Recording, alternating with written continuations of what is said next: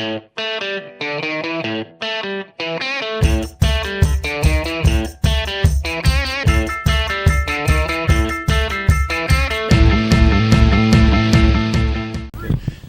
I'm Mark Clem, your host for Meet the Members of the National Ski Patrol all season long. Hey, again, our job is to travel up and down the East Coast, across the Mississippi River out west, looking and finding unbelievable stories and meeting the great people of the National Ski Patrol. And of course, we always like to say the true heroes of the hill. Hey, we traveled this week up to the Pocono region. Used to be world famous back in the 50s and 60s and 70s for a honeymoon spot. But you know what else happens up here in the Pocono region? We got white stuff all over the place. We got huge mountains, and we're here at Camelback Resort. Never been here before. I can't believe it's 3 hours from my house. I've never skied Camelback Resort, but it seems like I know all the people around here. So we want to introduce you to some of the great folks who help you out on the mountain when you come to Camelback, come skiing up here. And folks, there is white snow everywhere. It got a little warm the past week or so, but you know what? Tons of fun still here. A lot of snow on the ground, and I hear it's going to get colder in the next week or so, so they're going to be pumping out the white stuff and having a good time. Hey, enough about me, enough about what we do. Let's meet the members of the National Ski Patrol here at Camelback Ski Resort. First of all, we're going to open the segment here with Fred Tim. Fred is, what I say earlier, Fred, you are the local legend of the Pocono region. Is that right? Hardly. Hardly. Well, I beg to differ, because if anybody's been around for 54 years in the ski patrol business and have accomplished the things that you accomplished, but more importantly, have given your wisdom and your training to those who aspire to be ski patrollers, you're a definite legend, and you're National Ski Patrol number 5685, and that means a lot to a lot of people. Thank you. Tim, just talk about your adventures over the last 54 years and having a ton of fun being a ski patroller, and you must have a ton of stories. A lot happens at a place like this. Whole family did it. My wife was an officer of the patrol for 15 years. My son was, my daughter played. So we've all been very active in it until the kids got out of college. I've spent obviously a lot of time in it. Patrol director here, administrative officer here, secretary of the region, risk advisor of the region, assistant treasurer of the division, and I've been an instructor here in outdoor emergency care for a long time. So been very active in it for most of that time. So Fred, that tells me that there is a ton of people that owe you a lot of appreciation for the things you've given back to the industry. But let's jump back 54 years or 55 years ago.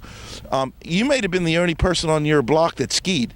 How did you jump into being a ski patroller 55 years ago when, you know, who was skiing then? Well, what happened then was that in 1963, Camelback opened. And in 64, I joined this patrol, happened to be in school down the road at Lafayette. And that's what got me started patrolling, having been a trainer in the athletic teams at Lafayette for some time. So started here and then went to Western Pennsylvania, skied out there for about 6 years at a place called Laurel Mountain. And then when we moved back to Reading, I came back up here again. Been here ever since. So what keeps you coming? What keeps you waking up in the morning at 5:30, 6 o'clock and coming out here when you could just say, I've done my time, I just want to go out and have a lot of fun? I'm sure it's the same answer everybody tells you. We all like to help people. And so that's what draws us all into this business, is trying to have an impact on people who are having a tough day and trying to find a way to make it easier for them. Now, I thought I was a ski patroller for a long time, but you've doubled my years. I mean, when I started, we were wearing like rust and blue jackets and mango colored jackets, and now it seems like everybody's wearing red. Did you guys just show up in a flannel shirt? How'd you guys do it? Well, no, we all started out in rust back then until we converted to these colors in the 90s or so. That was a standard issue parka back then. And talk about the training. I mean, the training has, you're an instructor, you know, but the training has come from, hey, here's a couple Band-Aids, call 911, tell Minnie Dole you're right on it, to the elaborate situation we have now with a full-blown outdoor emergency care class and a ton of instructors, and it just come leaps and bounds to what it was, I guarantee it, since 1963. Well, I think the patrols had a big impact on that. Back in the 80s, we realized that we couldn't rely on the Red Cross as a resource for us, and that's when we developed what we called, back then it was winter emergency care, now it's outdoor emergency care, which is effectively an EMT level class, but designed for the kinds of things that we encounter on a ski slope, trauma-based stuff. And it's grown since then. It's a cornerstone of the patrol because the patrol developed it, the patrol supports it, and we use it as our prime way of learning the first aid that's necessary. And we will take people with no background at all and train them to do this in 3 or 4 months of fairly intensive training. It's a big part of the ski patrol, and it's something that we rely on heavily. Now, Fred brought up a great thing, a good transition is, hey, if you have a passion for skiing, we'll train you to do the rest. You don't have to be an EMT or a firefighter or a paramedic or a physician. You don't have to have any medical background whatsoever. Hopefully you know how to ski. We may even train you to do that. Who knows if we need you. But, hey, if you have that passion, come on out. If you have the time to do it, and more importantly, if you have that desire to have as much fun as Fred's has for 55 years and counting, give us a call here at Camelback. All you have to pick up the phone and call Dean up here, the ski patrol director, and she'll point you in the right direction and get you started in the class. If you can't find Dina because unbelievable snow out here, and she's like, forget that, I'm not hanging by the phone. Hey, just log on to www.nsp.org, and the folks out at the national office will gladly point you in the right direction, and they will find Dina and say, Dina, we have a guy who wants to be on your patrol. Let's get him started. Fred, when new guys come to the patrol saying, hey, I'm a hotshot skier, big time, I can do it all, and then you bring them in and kind of reel them in a little bit and say, okay, guys, we got to start over here. How do you relate to the younger folks out there, and how do you get your message across so it's kind of an understanding of, hey, let's get trained first, and then we'll have a ton of fun later?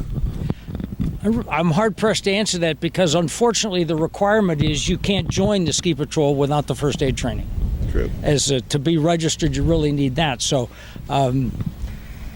they need to understand that at the front, that there's a very heavy commitment to do this. And I'm not trying to scare people, but they have to understand that because of the responsibilities we carry and the things we need to do, we need to have people that are committed to it and are trained to do so. And that's just the fact of life. You can't just kind of show up and be an expert at this. Okay, Fred, I'll have to admit, I drove up here to Camelback last night. I just showed up. I got on the Sullivan Express lift. Point me in the right direction. Where are the money trails here at Camelback? Where do I need to ski? And where does the public need to go have that extra special fun up here at Camelback Resort? Well, I think we're proud of this mountain. We have a lot of variety. It's a function of how well you can ski, because we have something for everybody up here. Well, you know everybody's an expert when they come here, right? Yes. They think so. So where's your favorite trails? What do you, when you get out of the car at 7 o'clock in the morning here, you got, where's the money trail for you? Where's the trail like, well, I got to hit that today because they got fresh powder? Probably any one of the 4 expert slopes that are right here at the top. And can I get it out of you that you will take me down and show me where the secret powder stashes are and where the patrol skis? Don't I wish there were. Well, you know, most patrollers won't even tell you where that is on camera. At least you're like, I'm getting you close, all right? It's hard to find powder on packed surfaces. What do we call it, the banana belt powder here? Yes, with the banana belt ski. Banana belt ski. Hey, Fred, one last thing before we quit. I know you had, your wife was a ski patroller and your kids were ski patrollers. You've outlasted them all. Hey, give us some words of wisdom. Give us some words of encouragement to the folks out there that are, say, you know, I may want to do that. I don't know. How fun is it? Greatest thing about this is the people you work with. They're a tremendous group of people, finest people on the face of the earth. That's the benefit of this. That's why we all come back here. I mean, this is fun, but it's the people we work with that drive us to do this. Hey, I heard that. Hey, Tim or Fred, I appreciate you being our guest here from Meet the Members of the National Ski Patrol. And, you know, back in the 1980s, there was a group called Sister Sledge that sang a song as We Are Family. Everywhere I've gone, Fred said it right here. He talked about family and how much fun we have and the people we work with. If you want to join and become a member of the family, again, www.nsp.org. Come on out. We want you to be a member. Bluebird Sky here at Camelback Resort today. We're going to have a ton of fun. Hey, I'm Mark Clem from Meet the Members of the National Ski Patrol all season long, and I'm coming to a mountain near you. I'm in the Pocono region today. Who knows tomorrow? Who knows next week? Keep your eyes open on YouTube and Facebook and social media everywhere every Tuesday and Thursday. Jump on the bandwagon, folks. We're coming skiing.